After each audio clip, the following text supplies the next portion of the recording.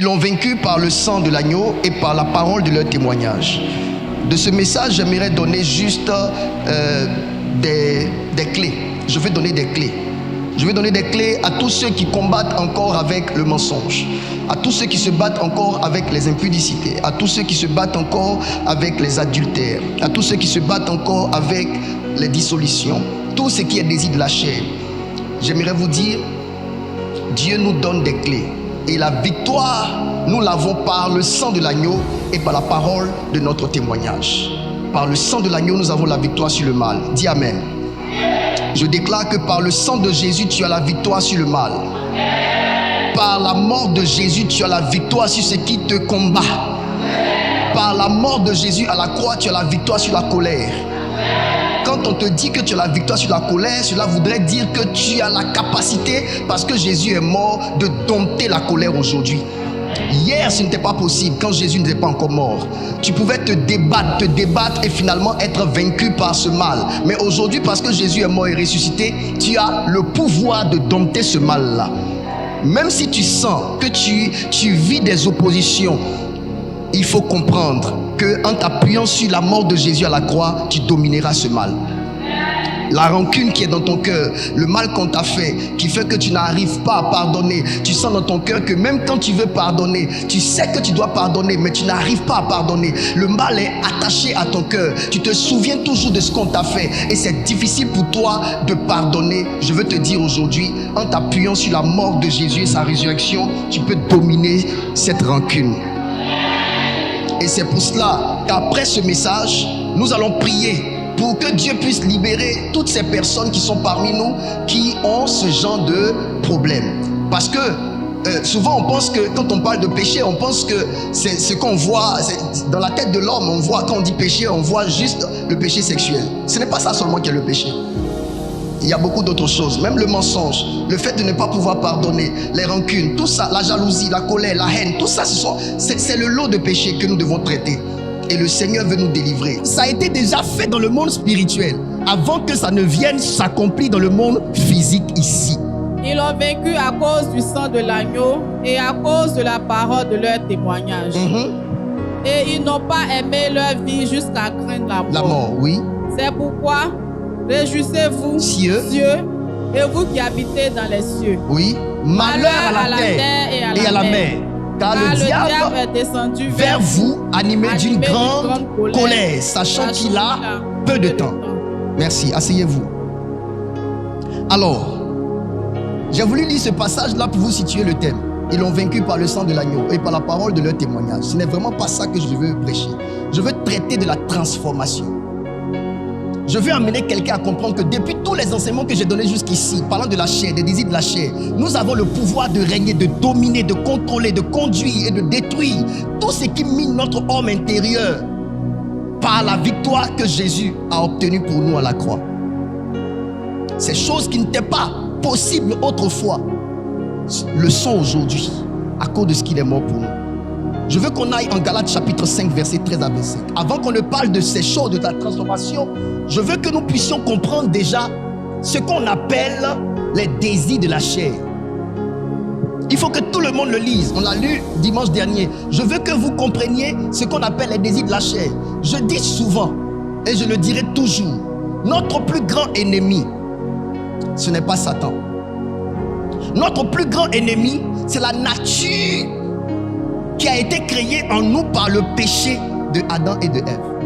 On appelle cette nature-là la chair. Dis avec moi la chair. Et la chair là n'est pas extérieure à toi. La chair est en toi. La chair c'est toi. La chair c'est ta nature en Adam. La chair c'est l'héritage de Adam que tu as reçu. On appelle ça aussi le vieil homme. Dans la Bible, on parle du vieil homme et on parle de la chair. Quand on parle du vieil homme, on parle de cette nature-là qu'on a héritée de Adam et de Ève. De la même manière que nous parlons de l'hérédité, les maladies héréditaires. Ton papa est né, et il est né, il a problème d'yeux. L'enfant aussi naît de son papa. L'enfant également a des problèmes d'yeux. Il a hérité ça de son père. Il n'a pas décidé, il a hérité ça de son père. Et nous avons hérité de cette nature-là, de ce péché que Adam et Ève ont commis. Tous les enfants qui sont nés de parents alcooliques, finalement deviennent alcooliques s'ils ne savent pas s'y prendre. Tous les enfants qui naissent de parents qui pratiquent la magie, finalement ils ont la magie dans le sang. L'enfant sera poussé à aller vers tout ce qui est dans son sang. Bizarrement, il aura des amis qui font la magie. Et ça se trouve dans le sang. C'est pourquoi notre plus grand ennemi, c'est nous-mêmes. Notre plus grand ennemi, ce n'est pas Satan. Et je vous ai dit, pour rappeler, la lumière qui est ici, autour de nous, ne peut être appréciée que s'il y a de la lumière en nous. D'accord? S'il y a de la lumière en nous, un aveugle ne saurait apprécier la lumière qui est autour de lui. C'est pourquoi, pour que Dieu puisse nous conduire, il met en nous une portion de lui, donc son esprit. Le diable aussi, pour pouvoir conduire l'homme et contrôler l'homme, le guider dans son sens, il sème en l'homme sa nature. C'est ce qui s'est passé avec Ève. Et ça s'est passé également avec Adam. Maintenant, le diable a réussi cela. Et ça, je vous dis, c'est un pari que le diable a réussi. Quand je vous dis, ne minimisez pas Satan, je suis en train de vraiment vous dire de ne vraiment pas le minimiser. Parce qu'il a réussi quelque chose. Il a réussi quelque chose. Il a créé dans l'homme quelque chose qui s'est répandu sur toute l'humanité. Le péché, en poussant Ève à manger, il a réussi à créer en Ève ce qu'on appelle la chair. En poussant Adam à manger, il a réussi à pousser Adam à créer une nature, ce qu'on appelle aussi la chair. Et nous avons hérité de cela. Aujourd'hui, qu'on le veuille ou non, la chair est en nous. Et la chair a ses désirs. Si la chair a des désirs, c'est que la chair vit. Ce qui ne vit pas n'a pas de désir. La chair a des désirs. Et aujourd'hui, le Seigneur ne te demande pas de combattre Satan seulement. Je vous ai dit dimanche dernier, l'homme est appelé à mener deux grandes luttes. La première lutte, la Bible dit, vous n'avez pas à lutter contre la chair et le sang, mais contre les principautés, les dominations, les princes de ce monde, les princes, donc les esprits mauvais. Deuxième lutte, il dit, vous n'avez pas encore lutté jusqu'au sang, vous n'avez pas encore résisté jusqu'au sang en luttant contre le péché. Mais le péché habite où? Le péché habite en nous. L'apôtre Paul dit, il dit, le bien que je veux faire, je n'arrive pas à le faire. C'est le mal que je ne veux pas faire que je me vois en train de faire. Il dit, si le bien que je veux faire, je n'arrive pas à le faire, et que c'est le mal que je ne veux pas faire que je me vois en train de faire, c'est que ce n'est pas moi qui le fais, mais c'est le péché qui habite en nous. Il dit, c'est la volonté, mais non le pouvoir. Et je vous ai dit, l'homme est dans sa volonté, mais en l'homme, il y a une autre réalité qui, à côté de sa volonté, pratique des choses contrairement à sa volonté. Ma volonté, c'est de faire le bien, mais je fais le mal. Qu'est-ce qui en moi fait le mal alors? Si ma volonté est de faire le bien et que finalement c'est le mal que je ne veux pas faire que je fais, qu'est-ce qui en moi fait le mal? C'est le péché qui habite en nous. Le péché habite où? En nous. Le péché habite où? En nous. Chrétiens, calmons-nous. Quand je prêche comme ça sur le péché, ça fatigue les gens. Parce que les gens pensent que Franck Omari parle de quelque chose qui ne le concerne pas lui. Ce que je dis là, ça me concerne moi-même. Et je vous dis, si je vous prêche quelque chose qui n'est pas dans la Bible, levez-vous, allez-y me marabouter. Donnez mon nom aux francs-maçons qu'on me tue. Mais tant que ce que je prêche est dans la Bible, soyez bénis de l'écouter. Suivez ici. Galates chapitre 5, verset 13 à 25. Je lis la parole du Seigneur. Frères, vous avez été appelés à la liberté. Seulement, ne faites pas de cette liberté un prétexte pour vivre selon la chair. Attends, ne faites pas de cette liberté un prétexte pour vivre selon le diable. C'est ce que la Bible dit. C'est parce que la Bible dit. La Bible dit, ne faites pas de cette liberté un prétexte de vivre selon la chair. Donc, à la vérité, il y a la chair en nous. Et le Seigneur ne veut pas qu'on vive selon la chair. Attends, le chrétien dit quoi? Jésus est mort à la croix. Il a tout payé pour nous. N'est-ce pas? On peut vivre comme on veut. Mais le Seigneur dit quoi ici? Frère, vous avez été appelés à la liberté. Le Seigneur t'a appelé à la liberté. C'est clair. Le Seigneur t'a appelé à la liberté. À ne pas confondre avec le libertinage. La liberté, c'est quoi? Ne plus être oppressé par les esprits mauvais. Ne plus être oppressé par le péché. C'est cette liberté-là dont Dieu parle. Dieu ne dit pas que Dieu nous appelle à vivre comme on veut. C'est pas ce que Dieu dit. Il dit seulement, ne faites pas de cette liberté un prétexte de vivre selon la chair, mais rendez-vous par la charité. Donc l'amour, serviteurs les uns des autres. Continue s'il te plaît.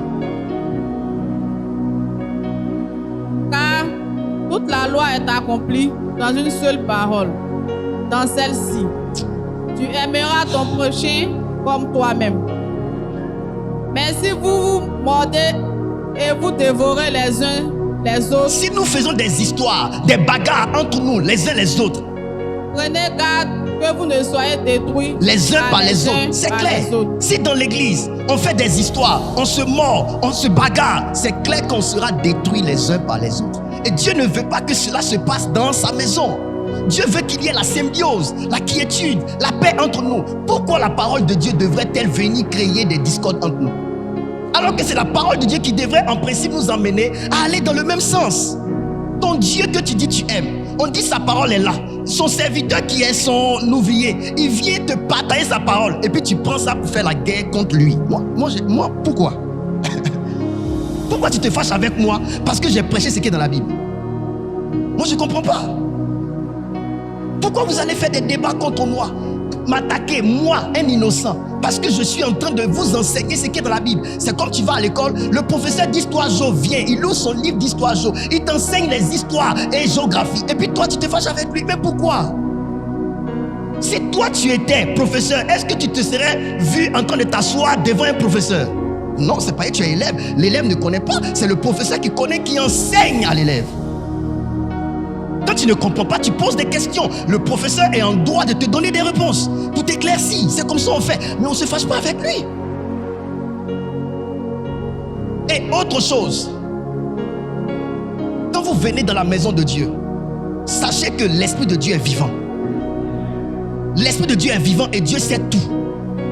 Et l'homme de Dieu qui est à la tête de l'église là, s'il sait bien Dieu, qu'il jeûne, il prie, qu'il est dans le Seigneur, il va dire des choses inspirées de Dieu. Et donc il va parler des choses que tu auras l'impression que quelqu'un lui a dit. Arrêtez de penser que moi les gens me racontent vos vies.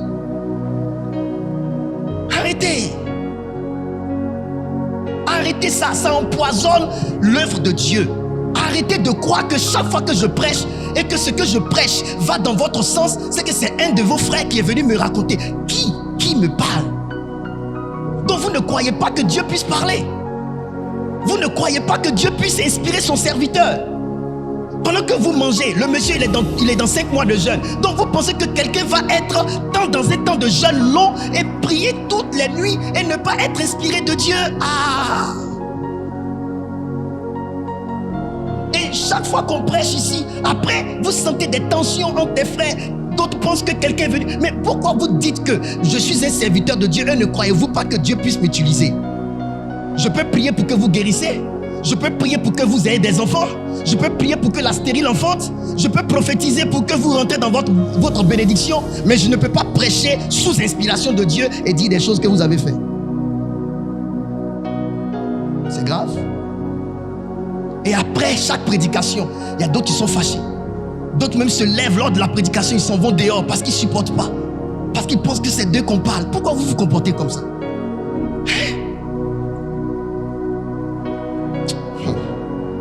Moi, je suis prophète de Dieu. Et je prie pour vous tous ici. Et je n'ai même pas besoin que quelqu'un me parle de vous pour que je sache ce que vous faites. Il y a des gens, je sais ce qu'ils font. Ça fait 5 ans, je n'ai pas dit une seule fois ce qu'ils font. C'est maintenant là, ils sont en train de prêcher. Je prêche sur ces choses-là. Si il appelle quelqu'un ici, il dit voici ce que je vois. Vous aimez la voyance, mais vous n'aimez pas qu'on dise ce que vous faites n'est pas bien. On peut avancer.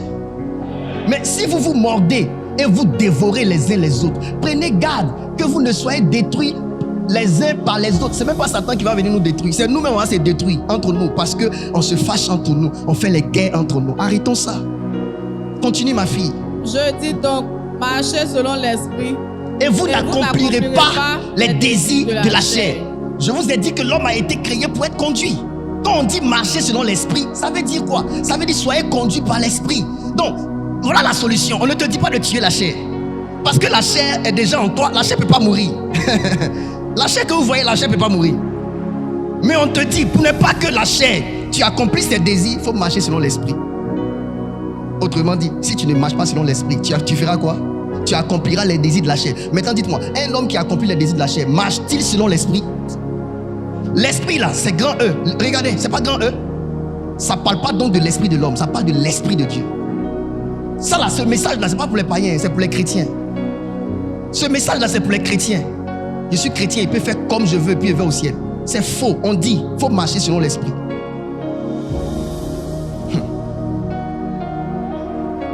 On dit marcher selon l'esprit. Au fait, ce que moi je veux vous demander, vous mes enfants, ne vous blaguez pas avec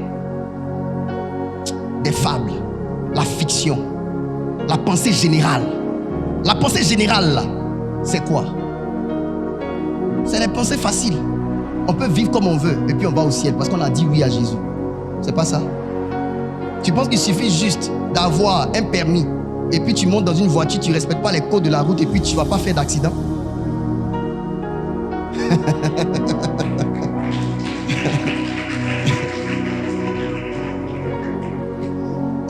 C'est moi. Je veux tellement vous mettre dans la vérité que vous me prenez en haine. Vous allez vous blesser mal. Je suis en train de vous dire, je disais au président Akré, moi qui vous prêche là, c'est moi encore qui vais prier avec vous pour vous aider. C'est pas pour vous juger, ni pour vous condamner. On se soutient. On se soutient. Je vais t'aider. On va s'encourager pour que finalement tu domines ce mal. Je dis donc, marchez selon l'esprit et vous n'accomplirez pas les désirs de la chair. Continue. Car la chair a des désirs contraires à ceux de l'esprit. Quand la Bible dit que la chair a des désirs contraires à ceux de l'esprit, ma fille, ça veut tout simplement dire que la chair combat l'esprit de Dieu en toi. La chair, là, c'est l'ennemi de l'esprit de Dieu. La chair n'est pas ton ennemi, toi. Mais la chair est l'ennemi de l'esprit de Dieu qui est en toi. Parce que l'esprit de Dieu va faire en sorte que tu vives comme Dieu veut. Mais la chair ne veut pas. Donc finalement, la chair ne veut pas ton bien. La chair veut te détruire.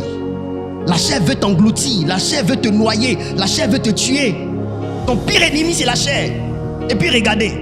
Et l'esprit en a de contraire à ceux de la chair. C'est-à-dire que l'esprit de Dieu qui est en toi ne va jamais accepter de se corrompre. L'esprit de Dieu tient la chair pour ennemi. Parce que l'esprit de Dieu sait que la chair veut détruire l'enfant de Dieu. Ils sont opposés entre eux afin que vous ne fassiez point ce que vous voudriez. Un enfant de Dieu n'est pas appelé à faire ce qu'il veut. Non.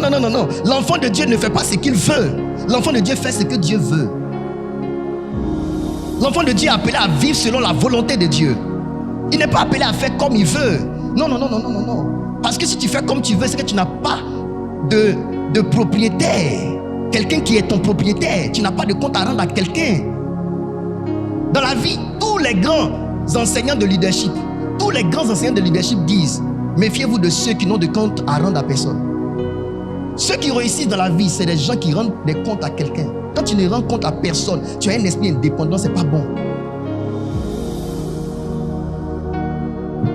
Tu sors de la maison, tu ne dis pas à quelqu'un. Tu dis dehors, tu n'appelles pas pour informer. Tu vas dans des endroits, tu n'appelles pas pour informer. Tu fais comme si tu es seul. Tu es marié à quelqu'un, tu fais tes choix, tu n'informes pas la personne. Tu pries dans une église, tu disparais, tu ne dis à personne. C'est pas normal. C'est pas la meilleure manière de vivre. Continue. Si vous êtes conduit par l'esprit, vous n'êtes point sous la loi. Allons-y vite, oui. Or, les œuvres de la chair sont manifestes. Merci. Commence à citer. Attends. Ouvrez les oreilles. On va citer les désirs de la chair. Les œuvres de la chair, on va citer. Vous allez voir qui se retrouve quelque part là-bas. Moi, en tout cas, il y a vu pour moi. Ce sont l'impudicité. Ce sont l'impureté. Attends. Ce sont répétez ça là. Ce sont c'est moi qui ai dit. Voilà ça qui est écrit. Ce sont l'impudicité, l'impureté, la dissolution. Et je voulais faire un message pour prêcher sur chaque désir de la chair. Et dit, si il fait ça, ils vont me tuer à l'église. Par ici, ils viennent décortiquer ça là, ils vont me tuer à l'église ici. Ils vont me tuer à l'église ici. Par ici, j'explique c'est quoi l'impudicité. Après, je finis d'expliquer, j'explique c'est quoi l'impureté, la dissolution. Il veut décortiquer tout ça là. Je prends chaque dimanche pour décortiquer chaque. Après, ils vont me crucifier. On va vite, allons-y. L'idolâtrie. Regardez, l'idolâtrie. La magie. L'idolâtrie, c'est quoi? D'abord, numéro 1, idolâtrie, c'est adorer des idoles. Donc, quand on taille bois, on taille quelque chose, on dépose, tu te mets devant, tu te mets à genoux, tu adores là. Ça là, c'est d'abord de l'idolâtrie. Deuxième définition de l'idolâtrie. Il y a de l'idolâtrie invisible. L'idolâtrie invisible, c'est quand tu ne te prosternes pas devant un caillou, devant un bois. C'est quand tu es attaché plus à quelque chose que ton Dieu. C'est l'idolâtrie. Tout ce que tu aimes tant, plus que ton Dieu, au point où quand on dit laisse ça pour Dieu, tu dis jamais. C'est que tu dis jamais, je ne peux pas laisser à cause de Dieu là. C'est une idole. L'idolâtrie, c'est dans le cœur déjà. Hein? C'est dans le cœur. Donc ici à l'église là, il y a beaucoup qui sont idolâtres. Il y a des gens ici, quand tu tombes malade, tu ne vas pas à l'hôpital. Hein? C'est chez féticheur, tu t'en vas pour aller consulter pour savoir pourquoi tu es malade. Regarde, c'est un péché grave. Allons-y ma fille. L'idolâtrie, la magie, les inimitiés. Oh, les inimitiés, les inimitiés, les querelles, les palabres, les jalousies. Regardez, qui est jaloux ici? C'est les désirs de la chair, les jalousies, les animosités, les disputes, les divisions, les sectes. Chaque fois que vous voyez les divisions quelque part, c'est des désirs de la chair. Les sectes que vous voyez, les sectes. Quand on parle de sectes, ne voyez pas les loges mystiques seulement. Hein? Voyez aussi dans l'église, les gens qui ont créé des groupes. C'est-à-dire qu'ils sont 2 frères, 3 sœurs. Elles ont créé un clan dans l'église, elles critiquent les autres. Les clans dans l'église là, c'est ça qu'on appelle les sectes. Donc dans l'église là, association de ceux qui s'opposent à la prédication du prophète. Les commentateurs des messages du pasteur. Quand le culte finit, elle dit qu'ils n'écoutent pas pour changer. Hein. Ils écoutent pour aller commenter. Quand ils sortent là, comment tu as trouvé cette partie là? C'est qu'il a dit là, ici là. Est-ce qu'un prophète parle comme ça? Est-ce qu'un pasteur parle comme ça? Est-ce qu'un homme de Dieu parle comme ça? Donc toi tu sais. J'ai aimé ce que le pasteur Gati Yannick a dit. Il dit si tu vois un homme de Dieu qui est à la chair, il prêche, toi tu es assis, tu estimes que toi, tu es mieux que lui. Il faut savoir que si Dieu t'a pas pris toi, et puis il a pris lui, tu es pire.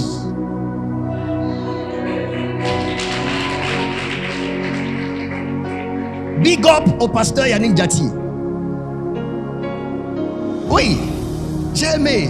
Il dit si, malgré le fait que tu dises en toi-même que ce que lui là il n'est pas bien, si Dieu t'a pas pris toi qui es bien pour te mettre là et puis c'est le gars qui n'est pas bien qui l'a pris, c'est que toi tu es pire. Même dans ce que tu penses être bien, tu es pire. Dieu voit clair. C'est pas que vous n'êtes pas ici que vous pensez que c'est facile. Attends, tu vas diriger. Attends, enfant spirituel va te manquer de respect. Attends, tu vas entendre de la part de Dieu ce qu'un enfant spirituel est en train de dire sur toi. Tu pries et puis tu vois en vision, tu l'écoutes en train de boire bien et puis raconter avec ses frères, ses soeurs. Moi, il sait des choses. Et puis souvent, vous venez au bureau, je prie pour vous. Je sais. Vous pensez qu'il ne sait pas? Il y a le vieux qui est assis qui ne parle pas là. Tu regardes, il a les cheveux blancs. Il faut savoir que ce gars-là, il est dangereux. Moi, je vous connais, vous tous ici. Je dors souvent, je vois des choses sur vous. Je me réveille, je ris et puis il passe. J'intercède beaucoup. Le Seigneur m'a donné le secret de ne pas avoir quelque chose dans le cœur contre mes enfants. C'est d'intercéder pour eux. Chaque fois que j'ai vu quelque chose et puis ça m'a fait mal au cœur, quand je me suis mis à genoux pour prier pour la personne, Seigneur, aide la personne à comprendre. Ouvre ses yeux, mon cœur s'est déchargé. J'ai mon secret. Amen. Les sectes continuent. L'envie, les envies. Ta camarade a porté nouvelles chaussures. Tu ne peux pas tenir, il faut que tu aies ça. Ton frère a eu un mariage. Il faut que toi aussi, les envies, ça pousse au vol. L'ivrognerie. C'est pas moi qui ai parlé. Les excès de table. Les excès de table. Et les choses semblables. Les choses semblables là. Il n'a pas tout cité. Dans ça là, il y a touché derrière. Dans ça là, il y a fumé. Dans ça là, il y a la drogue. Les choses semblables là, c'est toutes les mauvaises choses qui détruisent le corps humain. C'est ça. Et la Bible dit, je vous dis d'avance, comme je l'ai déjà dit, que ceux qui commettent de telles choses, lisez, n'hériteront point le royaume de Dieu. Ils iront au ciel. On dit n'hériteront point. Ici là, le Seigneur a employé quoi? Point. Point de Ève là. Voilà point là qui est ici. Ceux qui vous disent, quand tu as accepté Jésus, tu fais tout ce que tu veux, tu es déjà sauvé. Ici, là, on dit quoi? Ceux qui commettent la Bible est difficile. Si toi-même tu lis ça et puis tu t'assois avec tes amis qui te mentent pour te tromper, c'est que toi tu veux aller en enfer. Mon ami, engageons le combat pour sortir de là, au lieu de se convaincre, même quand on est devant l'évidence, que malgré tout ce qu'on fait, on s'en va. Il y a des versets bibliques qui sont difficiles. Ah, je vous le dis. Monsieur Kwame, c'est moi qui interprète, non? Mais ce n'est pas sur la base de ce qu'on lit que j'interprète. Regardez, je n'interprète pas. Lisez ça tel que vous voyez. Ça signifie quoi? Que ceux qui commettent de telles choses n'hériteront pas le royaume des cieux. Ça veut dire quoi? Ceux qui font ça, qui pratiquent ça, ne seront pas sauvés. Donc, dites-moi, on dit quoi? On décide quoi avec ça? On continue de croire que quand on a accepté Jésus aujourd'hui, c'est fini. Malgré tout ce qu'on fait, on est au ciel. Ou bien on accepte le fait qu'on a encore des combats à mener. Malgré le fait qu'on ait accepté Jésus. Parce que je vous ai dit dimanche passé, le Seigneur a dit, celui qui confesse de sa bouche le Seigneur Jésus, le temps présent. Celui qui confesse de sa bouche le Seigneur Jésus, le temps est comment? Présent. Et celui qui croit dans son cœur que Dieu l'a ressuscité entre les morts, le temps est comment? Présent. Maintenant par rapport au salut, on dit quoi? Il sera. Sera, c'est quoi? Le temps futur. Vous voyez, je vous ai dit tout ça dimanche passé. Dieu merci, la Bible là, ça a été traduit en français pour qu'on comprenne. Celui qui lit ça et puis qui ne comprend pas encore, c'est que je ne sais pas. On peut avancer? Pourquoi je parle du salut? Pourquoi j'explique tout ça? Pourquoi j'ouvre vos yeux sur ça? Parce qu'il y a beaucoup de courants de pensée dans ces temps derniers. On veut vous emmener à baisser la garde. Et on veut vous faire croire que vous pouvez faire tout ce que vous voulez et vous irez au ciel. Non, c'est faux. Je vous ai dit, Dieu aime l'homme. Adam et Ève ont péché, n'est-ce pas? Il a dit, si vous mangez le fruit de la connaissance du bien et du mal, vous mourrez, n'est-ce pas? Mais lorsque ils ont voulu aller prendre le fruit de l'arbre de la vie, Dieu a dit quoi? Empêchons l'homme de toucher au fruit de l'arbre de la vie et d'en manger le fruit pour vivre éternellement. Dieu va même t'enlever les feuilles de figuier. Il va tuer un animal, prendre son manteau pour te couvrir. Mais il ne va pas accepter que tu manges le fruit de la vie pour vivre éternellement étant dans ce péché. Je vous lis un passage. 1 Pierre 4, verset 18. Préparez-vous, je finis tout de suite et on va prier. Je lis la parole du Seigneur. Et si le juste se sauve avec peine, que deviendront l'impie et le pécheur? Merci. Papa Njo, tu lis bien, non? Le juste là, c'est qui? C'est nous. La Bible dit, et si le juste lui-même se sauve avec peine, est-ce que le salut est facile?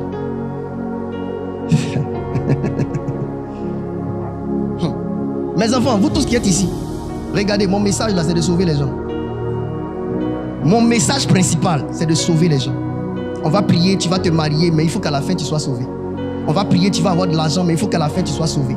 Parce que le Seigneur Jésus a dit quoi? Que sert-il à un homme de gagner le monde s'il perd son âme? Donc finalement, si tu as tout gagné sur la terre, que finalement tu as perdu ton âme, tu n'as rien gagné. Vous devez plutôt m'encourager. Au moins, je ne suis pas un pasteur qui vous blague pour prendre votre argent et qui vous conduit en enfer. La Bible dit, et si le juste se sauve avec peine? Se sauver avec peine veut dire quoi? Ça veut dire que c'est avec beaucoup de difficultés que le juste même se sauve. Il dit, ce passage-là m'a fait réfléchir. J'ai dit, je me suis assis et dit, Seigneur, fais-moi grâce. Si le juste se sauve avec peine, vous pensez que c'est facile d'être juste? Déjà, le fait que tu sois chrétien, le diable même déjà te voit en ennemi juré. Parce qu'il sait que tu es en train d'emboîter les pas pour aller vers le salut qu'il ne veut pas que tu obtiennes. Parce que la Bible dit, il est animé d'une grande colère parce qu'il sait qu'il lui reste peu de temps. L'enfer où il va là, il ne veut pas aller se lever, aller avec nous tous. Merci mon garçon. Président a créé, et si le juste se sauve avec peine, qu'en sera-t-il de l'impie et du pécheur? Vous pensez que c'est facile d'être sauvé? on se sauve avec peine. C'est avec ça là. C'est avec ça qu'on finit par être sauvé. C'est pourquoi quand l'apôtre Paul était à la fin de sa mission, il a dit: j'ai combattu le bon combat, j'ai gardé la foi. Ça veut dire quoi? Quand il dit j'ai gardé la foi, ça veut dire quoi? Il était sollicité à abandonner la foi. Mais il dit quoi? Il a gardé la foi. Ne vous trompez pas avec quand vous vivez comme vous voulez. À la fin vous mourrez, puis on prend ce verset là pour mettre sur vos fers part, pour penser que vous allez partir au ciel. On peut avancer? Ok. La force du mal demeure tant qu'on le tient caché. Tant qu'on tient caché le mal, la force du mal demeure tant qu'on tient caché le mal. C'est pourquoi il dit tant qu'on le tient caché. La force du mal demeure tant qu'on le tient caché. La force du mal demeure tant qu'on le tient caché.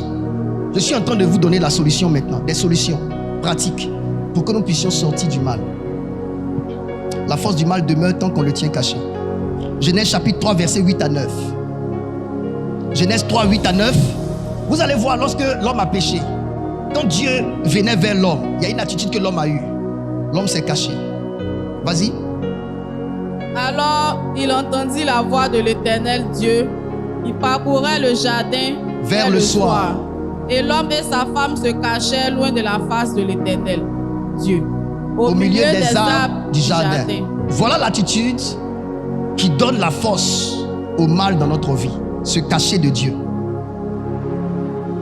Toutefois que vous vous cacherez de Dieu, de la vérité de Dieu, de la lumière, vous donnerez plus de force au mal dans votre vie. Pourquoi on parle des sociétés secrètes? On vous parle des sociétés secrètes. Leur puissance se trouve dans leur capacité à rester dans le secret. Lorsqu'une société secrète est exposée, cette société perd sa puissance. La force du diable se trouve dans sa capacité à demeurer caché. L'ennemi est fort tant qu'il vous donnera l'impression que ce que vous vivez ne vient pas de lui. Aussi longtemps que tu ignoreras que la source de son problème, c'est le diable aura toujours la force de dominer ta vie. Mais lorsque tu auras compris que c'est lui, là, sa force va commencer à se détruire. Caché. Proverbe 28, verset 13. Je finis. Celui qui cache ses transgressions ne prospère point. Mais celui qui les avoue... Attends, il y a deux vérités ici. Celui qui cache ses transgressions ne prospère point. Les transgressions, c'est quoi? C'est la désobéissance, la violation. Celui qui cache ses transgressions ne prospère point. Donc ça, c'est la première chose. Aussi longtemps que tes transgressions demeurent cachées, tu ne vas jamais sortir de ces transgressions. Tu ne seras jamais sauvé de ces transgressions. C'est pourquoi je vous dis, la force du mal demeure aussi longtemps qu'on tient le mal caché. Donc si ce que tu fais qui est mal, qui est en train de te détruire à petit feu, si tu n'exposes pas à Dieu, tu ne révèles pas, tu caches, tu ne vas jamais sortir de là. À la vérité, cacher ce qu'on fait a plusieurs sources. Il y a des gens qui cachent ce qu'ils font parce qu'ils ont honte. Il y a des gens aussi qui cachent ce qu'ils font parce qu'ils ne veulent pas changer. Oui, ceux qui cachent ce qu'ils font parce qu'ils ont honte, on peut les aider. Mais ceux qui cachent ce qu'ils font parce qu'ils ne veulent pas changer, on ne peut pas les aider. Parce que volontairement, ils ne veulent pas changer. Donc, ce que je fais faire honte, imaginez-vous, un homme qui sort avec un homme, est-ce que ça ne fait pas honte ça, parmi les hommes? Mais aujourd'hui, ils sont en train d'envoyer ça dans nos pays, avec la loi, pour que ça soit normal, pour qu'on n'ait plus honte. Une fois qu'on a détruit le côté qui fait honte dedans, où c'est légalisé, c'est fini. Celui qui le fait, il trouvera que c'est normal, il va même le défendre. Je ne sais pas si vous comprenez. Je parle bien? Donc, comment sortir du mal? La Bible dit celui qui cache ses transgressions ne prospère point. Si tu veux sortir vraiment du mal, si vraiment ta volonté c'est de sortir du mal, ne le cache pas. Faut en parler. Faut en parler à qui peut t'aider. On a peur de parler parce qu'on se dit quoi? Quand on va dire, ils vont raconter à tout le monde. Mais non, écoutez, souvent, quand on prêche, on touche tout ce qui mine la vie des humains. Ça ne veut pas dire que c'est ce que tu es venu me raconter là que je suis en train de prêcher. Non. Si tu es venu me parler de l'homosexualité, tu es dedans. Et que moi, je suis en train de préparer un message. Et que je suis en train de débattre ou bien révéler comment l'homosexualité détruit. Il ne faut pas penser que c'est pour que tu m'as dit ça que je suis en train de venir te raconter. Non. Souvent, les gens font des amalgames. La Bible parle de tout. Donc, ce qui te concerne, la Bible parle de ça. Le jour où l'homme de Dieu vient prêcher ça, c'est pas qu'il est en train de prêcher contre toi. Et souvent, c'est ce qui me fatigue. Et souvent, quand je sais que ce que je suis en train de vouloir dire là, je sais pertinemment que quelqu'un fait ça, je préfère aller vers la personne pour lui dire que je suis en train de te parler. Là, c'est mieux. Pour ne pas que tu te fasses des idées. Dis-toi, mon fils, je peux te parler, je te parle. L'autre problème, c'est ça. On dit père spirituel, mais on ne le considère vraiment pas. On dit père spirituel, là, c'est juste dans la bouche. Vous ne nous considérez pas vraiment comme vos pères. Mais ça veut dire quoi ça? Je suis ton père en quoi s'il ne peut pas te reprendre? Dimanche passé, on a lu le passage où Paul a dit à Timothée, reprends. Il faut reprendre les gens. Ah, un homme ne doit pas reprendre les gens. Mais on a lu dans la Bible, il dit reprends. On peut avancer? C'est compliqué. Celui qui cache ses transgressions ne prospère point. Mes enfants, si tu caches le mal, tu ne vas jamais sortir du mal. Ne cache plus. Deuxième chose, vérité, solution, ne cache pas. Il dit, mais celui qui les avoue, avouer. Deuxième chose, il faut avouer. Il faut avouer ce que tu fais. Il faut avouer. Aie le courage de dire. Il faut avouer. Il faut avouer. Moi, j'ai l'une de mes filles qui est venue me parler au bureau en pleurant. Mais est-ce que je l'ai tuée? Je ne l'ai pas tuée. Je prie maintenant pour elle à la maison, plus que je ne priais avant. Et je la regarde de loin. Je la regarde de loin. Elle pense que je ne la vois pas. Je la vois. Je suis en train de faire un travail. Jusqu'à ce que je vienne vers elle lui imposer les mains comme ça. J'aurais déjà préparé le terrain. Mais au moins je sais. Il y a des choses qu'on ne peut pas dire. Ça fait honte. Comment tu vas pouvoir dire que tu trompes ton mari? Comment tu vas pouvoir dire ça? Hein? Tu l'as fait une fois. Ça, c'est pas que tu étais coincé. Mais bizarrement, tu as l'impression que tu ne peux plus t'arrêter. Une fois que tu commences à sentir que tu ne peux plus t'arrêter, ça veut dire que tu es dans une dimension où maintenant, ce que tu faisais comme pour te dépanner là, tu ne peux plus arrêter. Là, le mal maintenant a triomphé de toi. Tu es esclave maintenant du péché. Ça veut dire que tu ne peux plus arrêter. Tu es devenu esclave, ça t'a possédé, ça t'a dominé. Aïe, mon affaire où je voulais juste faire un peu. Voilà, ça maintenant, je suis coincé dedans. Le diable t'a pris, il t'a eu. Là, tu as besoin de délivrance.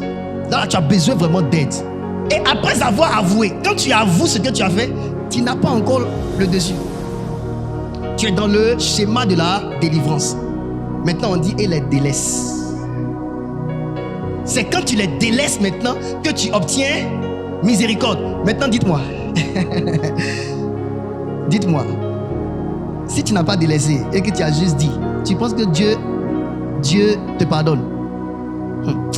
Je vous dis le schéma du pardon de Dieu. Ce n'est pas quand on lui confesse, c'est quand on délaisse. Regarde, l'objectif de Dieu n'est pas que tu viennes lui répéter ce que tu fais. C'est que finalement, tu arrêtes. C'est ça l'objectif de Dieu. Il faut arrêter ça maintenant. Vous voyez, ce n'est pas à force de dire ce que tu fais que tu obtiens le pardon. Il faut que tu as dit, on a prié pour toi pour te pardonner. Accepte que tu viennes maintenant pour que le prêtre t'aide, pour que tu domines sur ça. Délaisser, ça ne peut pas être seulement de ton fait. Délaisser peut venir du soutien qu'on t'apporte. C'est pourquoi la Bible dit que deux valent mieux qu'un. Si un tombe, l'autre le relèvera. Le mal là est tellement profond. Toi seul, tu ne peux pas t'en débarrasser. Il faut te confier pour qu'on puisse prier avec toi. On prie avec toi, on t'aide, on prie avec toi. Tu vas sortir de là. Marie de Magdala, elle était une femme qui commettait l'adultère. Mais la Bible dit quoi? Jésus a sorti 7 démons de son corps. Donc, président Acré, lorsque le mal que tu as n'est pas juste un mal, mais c'est une possession démoniaque, tu ne peux pas à volonté changer. Il faut qu'on fasse une délivrance. Qu'on chasse les esprits là pour que tu sois libéré. C'est pourquoi on fait les prières de délivrance ici. Afin de pratiquer le mal, l'esprit du mal est rentré en vous et vous a possédé. Donc il faut qu'on prie avec vous pour chasser d'abord les esprits, pour que votre volonté soit libre. Sinon, les esprits étant en vous, vous ne pouvez pas changer. Même quand tu vas vouloir changer, l'esprit étant en toi là, va te pousser à agir encore mal. Donc c'est là où on obtient la miséricorde de Dieu. La miséricorde, c'est quoi? C'est la sensibilité au malheur d'autrui. Donc Dieu devient sensible à ton malheur. C'est la clémence, l'indulgence, ça c'est la miséricorde. Dieu commence à être indulgent envers toi parce que tu as, numéro 1, avoué tes transgressions et tu les as délaissées. C'est là où Dieu maintenant, tu as tué les gens, tu es venu demander pardon, mais tu continues de tuer. Aïe, on ne va pas te pardonner. Pourquoi on va te pardonner? On peut avancer. Autre chose, deuxième secret que je vous donne, il faut être vrai. 2 Corinthiens 3 verset 18. Voulez-vous changer? Soyez vrai. 2 Corinthiens 3 18. Nous tous qui le visage découvert, nous tous qui le visage découvert, contemplons comme dans un miroir la gloire du Seigneur. Nous sommes transformés en la même image, de gloire en gloire, comme par le Seigneur l'Esprit. Ce passage-là vient d'où? Ça vient du fait que Moïse est monté sur la montagne. Il était dans la présence de Dieu et il est descendu. Quand il est descendu, il était face au peuple d'Israël et son visage dégageait de la lumière. Vous comprenez? Parce que nous ressemblons à ce à quoi nous sommes exposés. Retenez cette phrase.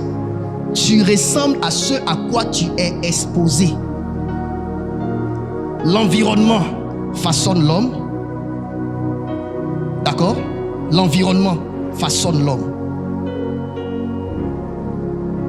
Si tu es dans un quartier où les gens ne parlent pas le bon français, ils parlent nouchi, nouchi, nouchi.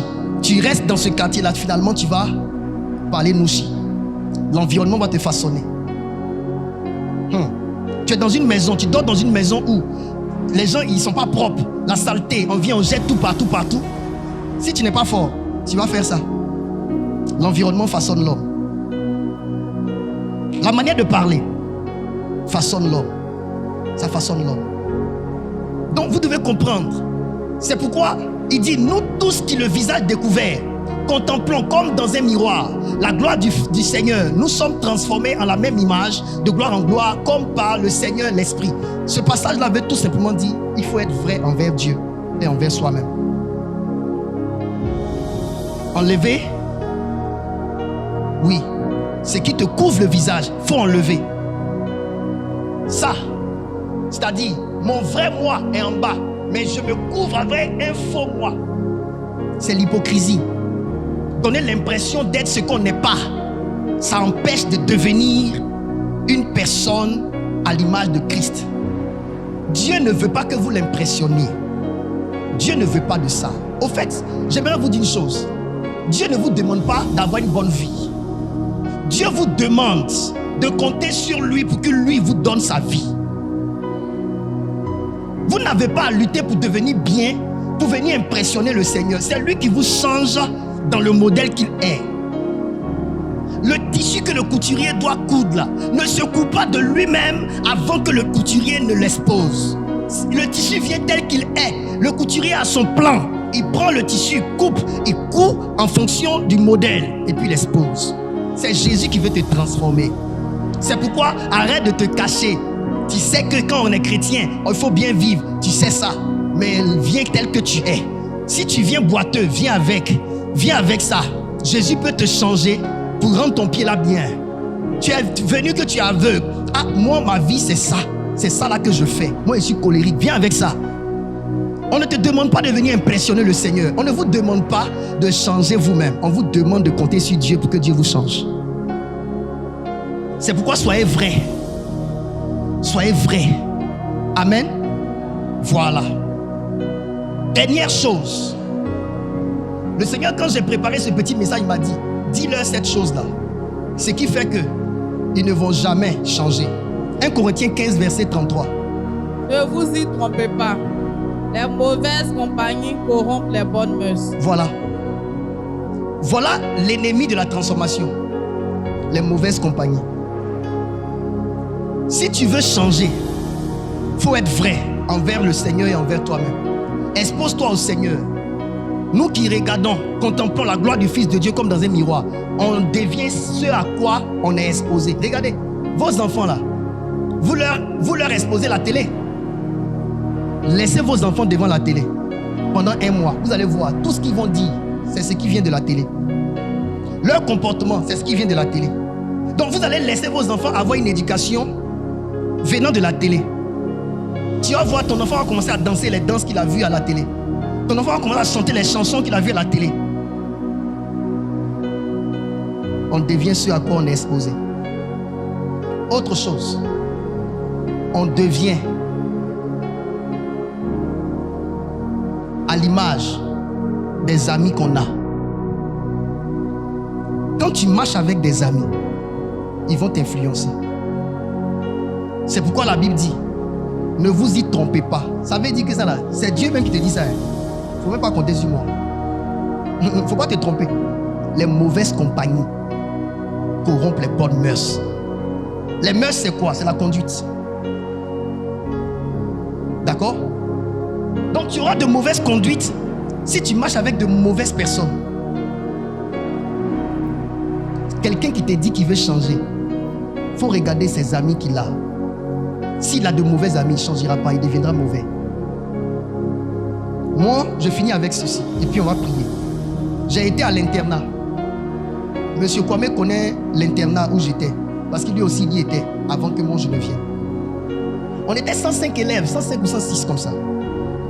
Je vous dis, moi en mon temps, je ne sais pas si c'était aussi pareil pour lui, moi en mon temps, la plupart de ceux qu'on emmenait là-bas, c'est les enfants des professeurs de l'université de Yamoussoukro là. Les enfants têtus là. C'est eux qu'on envoyait là-bas. Mais non. Mais les gens avaient une mauvaise vie. On est entre nous garçons. Vous imaginez que les gens, ceux qui aiment les plaisirs là, il y avait un jeune garçon, quand il avait fesses comme ça, le petit là, les gens ont failli toucher son derrière. Tu les vois souvent dans la douche, ils sont en train de se masturber là-bas. J'ai dit, mes yeux étaient sur tout ça. Tu les vois, ils fumaient. Ils se cachaient pour fumer. Et j'ai dit, j'étais le seul chrétien parmi eux tous. 104 élèves contre moi seul. Et on nous interdisait de prier. Ce qui a fait que j'ai tenu. Non. J'étais bien disposé, mais franchement, ils ont failli me renverser. Le premier jour, quand j'ai mis mes pieds, mon sac, il y avait ma grosse Bible comme ça, dessus. Celui qui a pris mon sac pour aller me mettre là où je dois dormir là. Quand il a ouvert comme ça pour me montrer mon placard, il a vu la grosse Bible, il a crié « Pasteur !» Donc tous les 104 élèves, « Pasteur, pasteur, pasteur !» Et puis ils sont venus me soulever. Nouveau venu, je ne connais pas le système. Eux ils sont là-bas, ils se connaissent tous. Il dit j'avais peur comme ça, il dit mais c'est quoi ça? J'étais dans leurs mains, « Pasteur, pasteur !» Est-ce que vous savez que c'est ça qui m'a sauvé? Parce qu'ils ont crié pasteur et que tout le monde savait. Je disais non, il faut que je fasse tout pour ne pas tomber. Ici, mes amis, on va à l'école. Il y a deux filles qui venaient chaque fois me séduire. Je n'ai jamais su que c'était mon ami Bekanti qui avait fait ça. On était de la même classe. Bekanti, il avait une main gâtée comme ça, mais son affaire de femme. Donc lui, il dit pourquoi moi, je vais donner l'impression que moi, femme ne dit rien. Il est allé chercher deux filles. Et les filles là venaient chaque fois me séduire. C'est après, ils m'ont raconté tout ça. Vous vous imaginez, si j'avais laissé, que j'étais rentré chez les filles là, c'est fini. Or donc c'était eux. Écoutez, les mauvaises compagnies corrompent les bonnes mœurs.